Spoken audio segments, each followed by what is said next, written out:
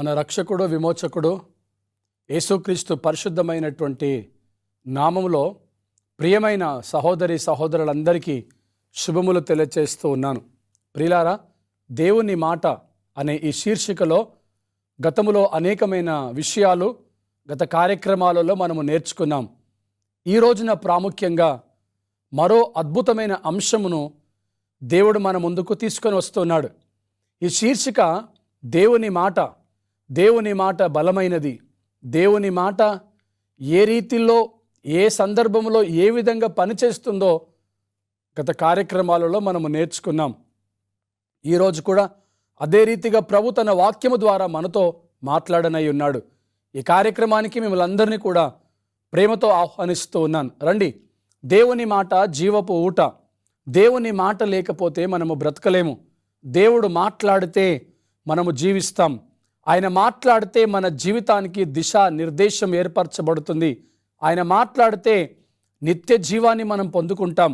అలాంటి అద్భుతమైన దేవుని మాట మనలో ఎంతమంది విశ్వసిస్తున్నారు, ఆ మాట విని గైకొంటున్నారు?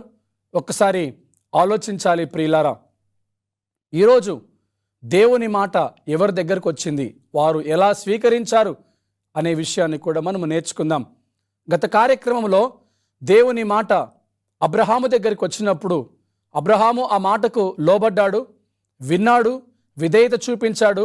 ఆ మాట నెరవేర్చడానికి, ఆ మాటను నిలబెట్టడానికై మరి అబ్రహాము వెళ్ళమన్న చోటికి వెళ్ళినట్లుగా గత కార్యక్రమంలో మనము నేర్చుకున్నాం. ఈరోజు పౌలు గారి దగ్గరికి వచ్చినటువంటి దేవుని యొక్క మాట ఆయన విన్నాడా, ఎలా స్పందించాడో మనం ఒక్కసారి చూద్దాం. దానికంటే ముందుగా పరిశుద్ధ గ్రంథమైన బైబిల్లో నుండి 1 తిమోతికి రాసిన పత్రిక 1వ అధ్యాయము 12వ వచనమును నేను చదువుతున్నాను. 12, 13 వచనాలు 1 తిమోతి రాసిన పత్రిక 1వ అధ్యాయము 12, 13 వచనాలు చదువుకుందాం. పూర్వము దూషకుడను హింసకుడను హానికరుడనైన నన్ను తన పరిచర్యకు నియమించి నమ్మకమైన వానిగా ఎంచినందుకు నన్ను బలపరిచిన మన ప్రభువైన యేసుక్రీస్తుకు కృతజ్ఞుడనై ఉన్నాను.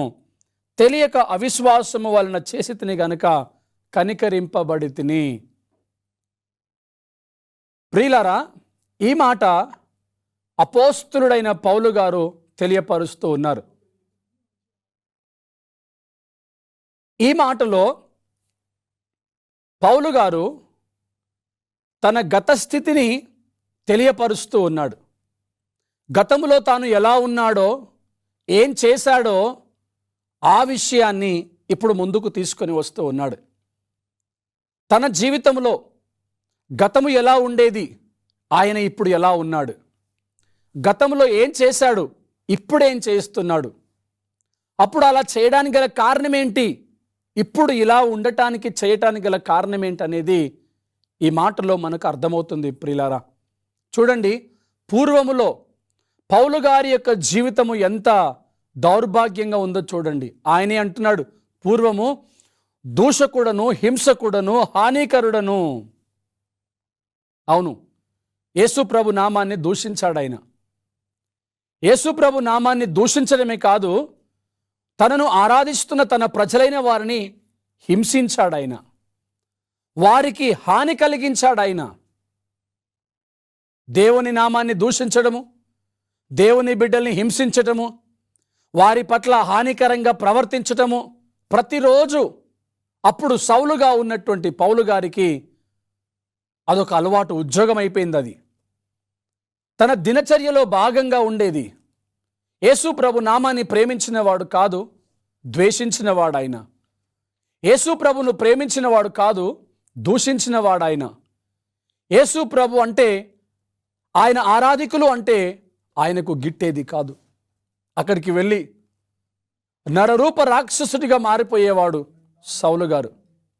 అలాంటి సౌలు గారిని దేవుడు ఎలా మార్చాడో ఈ యొక్క అధ్యాయంలో మనము కనుగొంటున్నాం. ప్రియులారా, ఈ యొక్క 1వ అధ్యాయము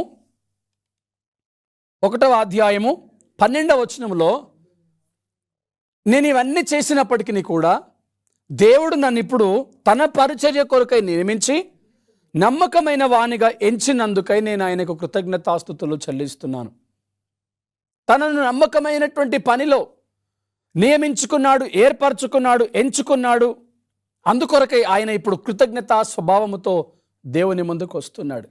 ఒకసారి మనము అపోస్తుల కార్యములు 9వ అధ్యాయంలో మనము చూస్తే ఈ సౌలు గారు ఎలా పౌలు గారు మారిపోయారో మనం ఒక్కసారి ఆ అధ్యాయములో చూద్దాం. 9వ అధ్యాయము 4వ వచనం చదువుతున్నాను. అప్పుడు అతడు నేల మీద పడి, సౌలా సౌలా, నీవేళ నన్ను హింసించుచున్నావని తనతో ఒక స్వరము పలుకుట వినెను. మనందరికీ తెలుసు, సౌలు గారు దేవుని ప్రజల్ని హింసించే ఆ యొక్క వృత్తిలో, ఆ పనిలో కొనసాగుతూ ఉండగా మార్గ మధ్యలో ఆయనతో ప్రభు మాట్లాడాడు. ఒక భయంకరమైనటువంటి పరిస్థితి దమస్కు మార్గములో ఏర్పడి అకస్మాత్తుగా ఆకాశం నుండి వెలుగు అతని చుట్టూ ప్రకాశించినందుకు ఆయన అక్కడ నేల మీద తిరిగి పడిపోయాడు. పడిపోయినప్పుడు చూడండి ప్రియులారా, సౌలా సౌలా, నీవు నన్నేలా హింసించుచున్నావు అనే ఒక స్వరము ఆయనకు వినబడింది. ఆ స్వరము వినబడగానే సౌలు గారు ఆయనతో అడుగుతున్నారు, మీరు ఎవరు, నువ్వు ఎవరు అని ఆయనను అడిగినప్పుడు ఆయన స్పందిస్తూ ఉన్నాడు, నీవు హింసించుచున్న యేసును అని చెప్పాడు. సాధారణంగా స్వరం వినిపించినప్పుడు ఎవరైనా మీరు ఎవరు అని అడుగుతాం. చెప్పాడు ప్రభు, నీవు ఎవరినైతే హింసిస్తున్నావో ఆ యేసును నేనే. ప్రియులారా, దేవుని బిడ్డల్ని హింసించిన, దేవుని బిడ్డల్ని గాయపరిచిన, దేవుని సువార్థికుల్ని, దేవుని సేవకుల్ని, దేవుని యొక్క సంఘాన్ని, దేవుని యొక్క బిడ్డల్ని అవమానించిన, గాయపరిచిన, హేళన చేసిన, హింసించిన, అది ఎవరికి చేసినట్లు అంటే ప్రభు అయిన యేసు క్రీస్తుకు చేసినట్లే. గుర్తుపెట్టుకో. చాలామంది సంఘాల్లో కాపరి మీద తిరగబడుతూ ఉంటారు, సంఘము మీద తిరగబడుతూ ఉంటారు, సంఘ విశ్వాసుల మీద తిరగబడుతూ ఉంటారు, సేవకుడి మీద, పరిచర్య చేసేవారి మీద తిరగబడుతూ ఉంటారు. ఒక్క మాట గుర్తుపెట్టుకోవాలి, వారు తిరగబడేది దేవుని మీద అన్న విషయాన్ని మర్చిపోకూడదు. ఇక్కడ పౌలు గారితో యేసుక్రీస్తు ప్రభువారు అదే మాట, నువ్వు ఎవరినైతే హింసిస్తున్నావో ఆయనను నేను యేసుక్రీస్తునని చెప్పి తర్వాత ఒక మాట చెప్పాడు, లేచి పట్టణమునకు వెళ్ళుము, నువ్వేమి చేయాలో నేను నీకు చెప్తాను అన్నాడు. ఈ మాట భక్తుడైనటువంటి పౌలు గారు విని ఆశ్చర్యపోయి ఉండవచ్చు. యేసుక్రీస్తు నాతో మాట్లాడాడని, లేచి ఆ పట్టణానికి వెళ్ళమన్నాడని ఆ పని చేశాడు ఆయన. అదే స్వరం వినిపించింది. అంతకంటే ఇంకా ఏ విషయాలు ఆయనకు తెలియపరచబడలేదు. నువ్వు లేచి పట్టణానికి వెళ్ళు, అక్కడ ఏం చేయాలో నేను నీకు తెలియపరుస్తాను అన్నప్పుడు సౌలు గారు ఇప్పుడు పౌలుగా మారిపోయాడు. ఆయన ఎలాగ దేవుని మాట లోబడుతూ ఉన్నాడు, ఆ మాటకు విధేయత చూపిస్తున్నాడు. గ్రహించండి ప్రియులారా, ఆ రోజు దమస్కు వెళ్ళే దారిలో ప్రభు స్వరాన్ని విన్నటువంటి పౌలు గారు అంతకుముందు సౌలుగా ఉన్నాడు. ఇప్పుడు దేవుడు మాట్లాడగానే లేచి పట్టణానికి వెళ్ళిపోయాడు, అద్భుత కార్యాలు చూశాడు, దేవుని స్వరాన్ని విని తన జీవితాన్ని మార్చుకున్నాడు. ప్రియ సంగమా, ఆయన ఈ తిమోతికి రాస్తూ అంటాడు, అయ్యా నేను పూర్వము ఇలాంటి వాడిని, నా బ్రతికి ఇలాంటిది, దూషకుడను, హింసకుడను, హానికరుడను. అయితే ప్రభు తన పరిచర్య కొరకై నన్ను నమ్మకమనే వానిగా నియమించి ఎంచుకున్నాడు, అందుకు నేను కృతజ్ఞతాస్తుతులు చెల్లిస్తున్నాను ఆయనకి అని చెప్పి ఈ మాట చెప్తూ ఉన్నాడు. నేను తెలియక అవిశ్వాసముతో చేశాను కాబట్టి కనికరింపబడి తిని, క్షమింపబడి తిని. ప్రియ సహోదరి, ప్రియ సహోదరుడా, నీవు తెలియక చేశావేమో, నువ్వు క్షమించబడ్డావు. ఇప్పుడు దేవుని మాట నీకు వినిపిస్తుంది, స్పష్టంగా నువ్వు గ్రహించగలుగుతున్నావు. కాబట్టి నీ గత జీవితాన్ని విడిచిపెట్టేసి, నీ పాపపు జీవితాన్ని విడిచిపెట్టేసి, ఇక దేవుడు నీతో మాట్లాడుతున్న ప్రతి మాటకి నువ్వు స్పందించాలి. లేచి పట్టణానికి వెళ్ళు అన్నాడు సౌలు గారితో. అప్పటికీ ఇంకా ఆయన దూషకుడు, హింసకుడు, హానికరుడు, ఇంకా వేరే ఏ విషయాలైనా మాట్లాడి ఉండవచ్చును. ఎందుకు వెళ్ళాలి? ఎవరి కోసం వెళ్ళాలి? అసలు నువ్వు ఎవరు? అసలు నిన్నే నేను గురిగా పెట్టుకొని నీ ప్రజలైన వారిని నేను హింసిస్తున్నాను, నిన్ను నేను హింసిస్తున్నాను, నీ నామాన్ని దూషిస్తున్నాను అని చెప్పి ఉండవచ్చు కదా సౌలు గారు. సహోదరులారా, అవేమీ మాట్లాడకుండా ఆ ప్రకాశవంతమైనటువంటి వెలుగులో ఆ వెలుగును గ్రహించిన సౌలు తన జీవితాన్ని మార్చుకొని పౌలుగా మారిపోయాడు. ఎవరి మీదైతే ఆయన వెలుగు ఉదయిస్తుందో వారందరూ కూడా ప్రజ్వలిల్లుతారు, ప్రకాశింపబడతారు, వారి జీవితాలు మార్చబడతాయి, వారి జీవితాల్లో అద్భుత కార్యాలు జరుగుతాయి. ప్రియ సంగమా, నీ మీద కూడా ఆ వెలుగు ప్రకాశించాలి. యెషయా గ్రంథంలో రాయబడింది, లెమ్ము తేజరిల్లుము, యెహోవా మహిమ నీ మీద ఉదయించెను అంటాడు ఆయన. దేవుని వాక్యం అంటే వెలుగు. ఆ వెలుగు ప్రకాశించాలి. ఆ వెలుగు మన దగ్గరకు వచ్చి ప్రకాశిస్తుంది. చీకటిలో ఉన్న మనము గ్రహించగలుగుతున్నామా లేదా అనేది ప్రాముఖ్యం. సౌలు గారు గ్రహించారు, ఆ వెలుగును అంగీకరించారు, స్వీకరించారు, ఆ వెలుగుకు లోబడ్డాడు. ఇప్పుడు అదే వెలుగు తీసుకొని వెళ్ళి అందరికీ అందిస్తూ ఆ వెలుగులో ప్రకాశిస్తూ ఉన్నాడు ఆయన. నేను తెలియక చేశాను, క్షమించబడ్డాను, కనికరించబడ్డాను అంటాడు. ఇక్కడ మనం గమనిస్తే ఫిలిప్పీలకు రాసినటువంటి పత్రిక 4వ అధ్యాయము 13వ వచనాన్ని మనం చూసుకుందాం. ఫిలిప్పీలకు రాసిన పత్రిక 4వ అధ్యాయము 13వ వచనం, నన్ను బలపరచువాని యందే నేను సమస్తమును చేయగలను. ఇలాంటి మాటలు మన ప్రభు అయిన యేసుక్రీస్తు చెప్పినటువంటి మాటలు సౌలు గారు విని పౌలుగా మార్చబడిన తర్వాత ఎన్నో మాటలు సంఘానికి ఆయన పంపిస్తున్నాడు. ఎన్నో సంఘాలు కట్టాడు, ఎంతో మందిని పరిచారకులుగా నియమించుకున్నాడు, ఎంతో మందిని ప్రయాసపడి కన్నాడు. చావైతే మేలు, బ్రతుకుట క్రీస్తే అన్నాడు పౌలు గారు. సమస్తాన్ని పెంట కుప్పతో ఎంచాడు పౌలు గారు. నేను ఎవరినైతే చూశానో, ఏ వెలుగునైతే చూశానో, ఎవరి స్వరమైతే విన్నానో ఆయన గురించి నేను మాట్లాడకుండా ఉండలేను. సమస్తమును నేను పెంటతో ఎంచాను. ఆ వెలుగును గూర్చి మాట్లాడకపోతే, ఆ స్వరమును గూర్చి మాట్లాడకపోతే, ఆ నిజమైన యేసుక్రీస్తుని గూర్చి నేను మాట్లాడకపోతే నాకు శ్రమ అన్నాడు పౌలు గారు. ప్రియులారా, ఎన్నో సంవత్సరాలుగా దేవుని మందిరానికి వస్తూ ఉన్న మనం, దేవుని మాటలు వింటూ ఉన్న మనం, సౌలు గారు కఠినాత్ముడే, హింసకుడే, దూషకుడే, హానికరుడే. కానీ దేవుని మాట విని ఎంత దయనీయమైన పరిస్థితుల్లోనికి ఆయన వెళ్ళిపోయాడు, ఎంత తగ్గించుకుంటున్నాడు ఆయన. ఒకసారి గ్రహిస్తున్నారా ప్రియులారా? ఆయన తన జీవితాన్ని మార్చుకున్నాడు. ఇంతటి ఘోరమైన పాపిని మార్చగలిగింది దేవుని వాక్యం. గతంలో మనం చూసాం, అది సుత్తే, అది ఎవరినైనా బద్దలు చేయగలుగుతుంది, ఎంతటి వారినైనా బద్దలు చేయగలుగుతుంది. ఎలాంటి హృదయంలోనికైనా దూసుకొని వెళ్ళిపోయే రెండంచెలు గల వాడి అయిన ఖడ్గమని గతంలో మనం విన్నాం. ఇలాంటి దేవుని వాక్యము ఈరోజు సంగమా మనము నిర్లక్ష్యము చేస్తున్నామేమో, దేవుని మాటలు విననట్లుగా విడిచిపెట్టేస్తున్నామేమో. ఆ రోజు సౌలు గారు ఆ స్వరాన్ని విని తన జీవితాన్ని మార్చుకున్నాడు. లేచి వెళ్ళు అనగానే వెళ్ళిపోయాడు ఆయన. ఇప్పుడు అంటున్నాడు, నన్ను బలపరచువాని యందే నేను సమస్తమును చేయగలను. అవును ప్రియులారా, ఆయనను బలపరిచింది యేసుక్రీస్తు ప్రభువారు. ఆయనను బలపరిచింది ఈ వాక్యము. ఆయనను నిలబెట్టుకున్నది ఈ వాక్యము, ఈ మాట. ఆ మాటకు లోబడ్డాడు కాబట్టి అద్భుత కార్యాలు జరిగించగలిగాడు. అన్యజనుల దగ్గర ఒక ఘనమైన సువార్త పరిచర్య జరిగించి ఎన్నో ఆత్మలు దేవుని కొరకు సంపాదించాడు. గతంలో ఆత్మల్ని నశింపచేశాడు ఆయన, ఆత్మల్ని చంపేశాడు ఆయన, ఆరాధనను అడ్డుపడేవాడు ఆయన.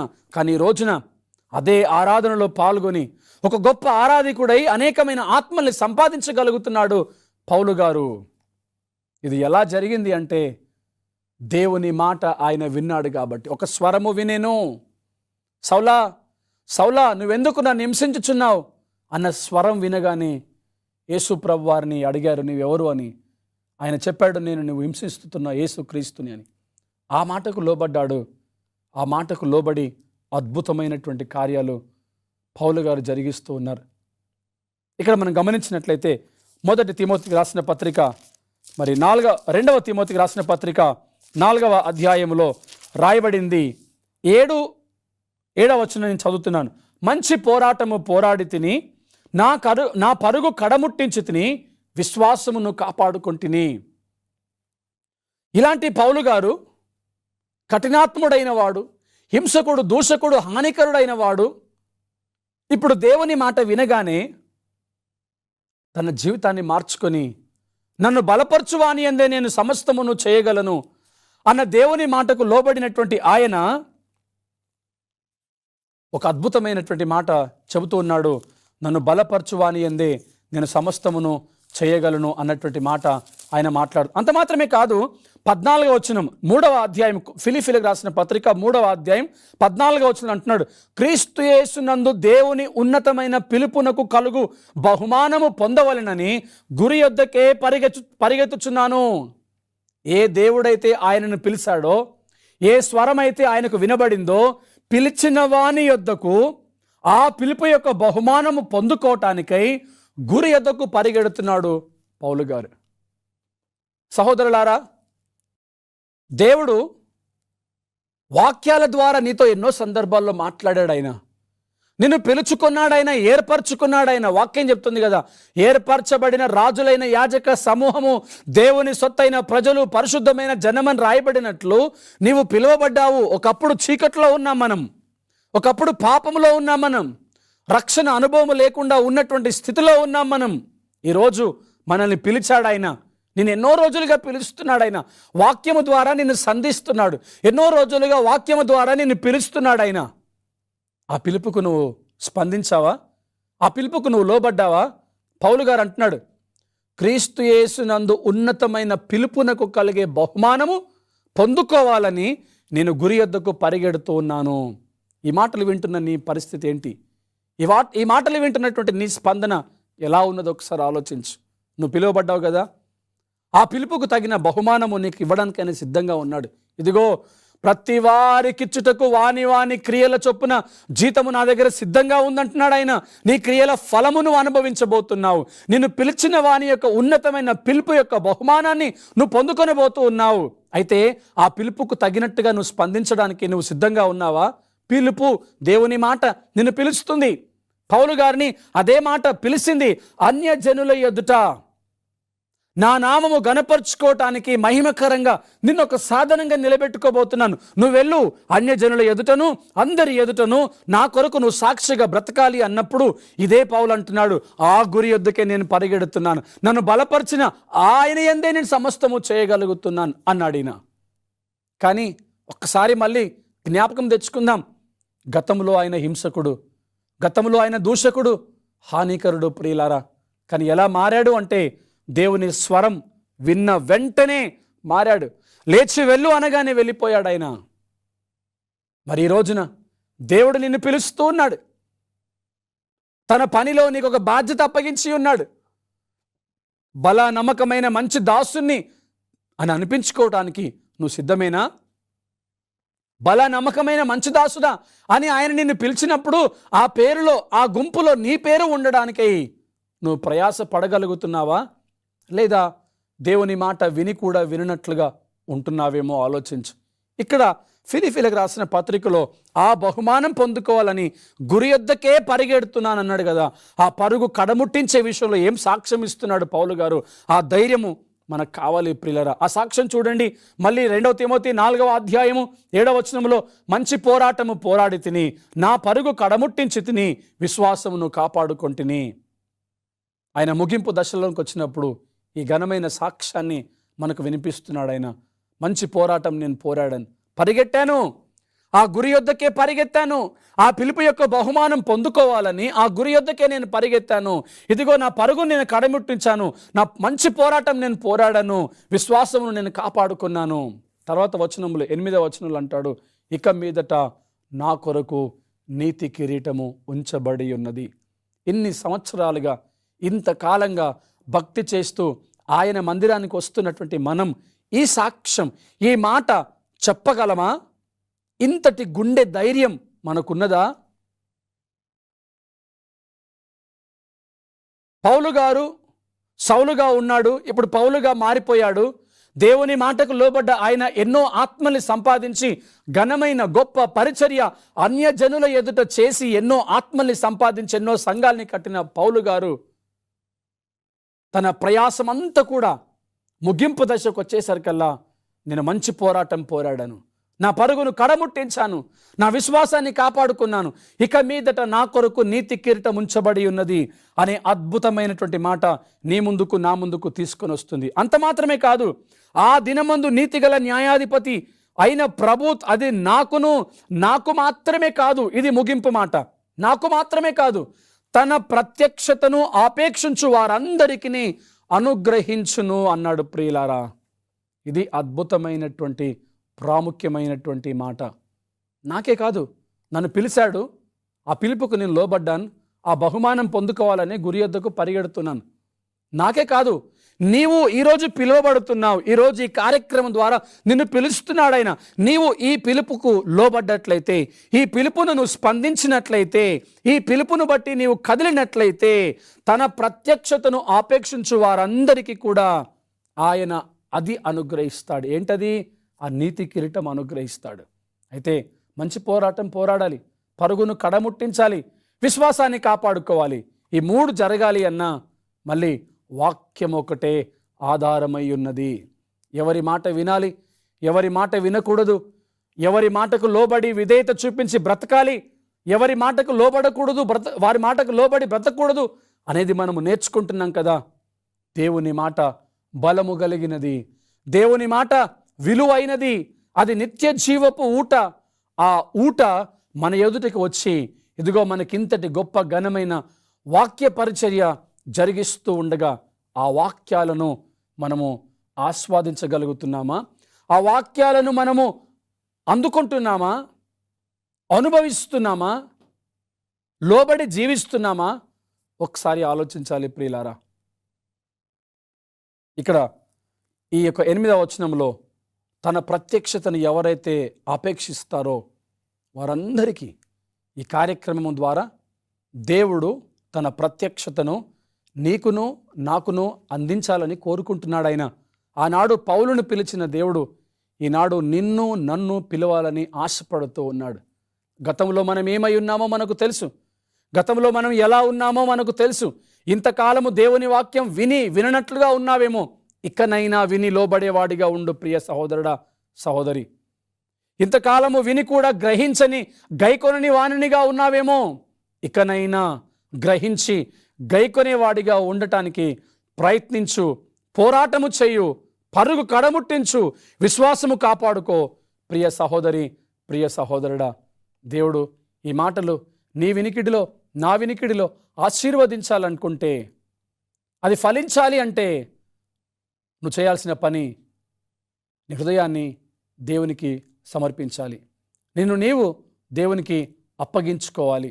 నిన్ను నీవు దేవుని దగ్గరికి వచ్చి మోడు బారిపోయిన నీ హృదయాన్ని ఆ సుత్తెతో పగలగొట్టుకొని, వాక్యంలో రాయబడిన మాట, విరిగి నలిగిన హృదయమే ఆయనకిష్టమైనటువంటి బలి.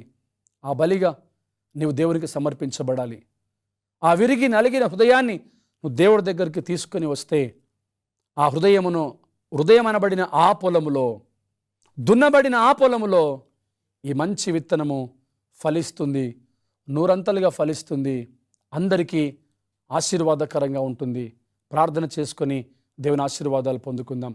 పరమ తండ్రి, మీ నామమునకు స్తోత్రములు నాయనా. మమ్మల్ని ఇంకా ఆశీర్వదించండి, వాక్యములో బలపరచండి. పౌలును మార్చిన మీరు మమ్మల్ని కూడా మార్చి మీ మాటకు లోబడి మా పరుగును కడముట్టించే విషయంలో, మంచి పోరాటము పోరాడే విషయంలో మీరు మాకు సహాయము చేయమని, మా కొరకు ఉంచబడిన నీతి కిరీటాన్ని మేము కూడా పొందుకున్నట్లు మీ కృప దయచేయమని యేసు నామమున ప్రార్థిస్తున్నాం తండ్రి. ఆమేన్.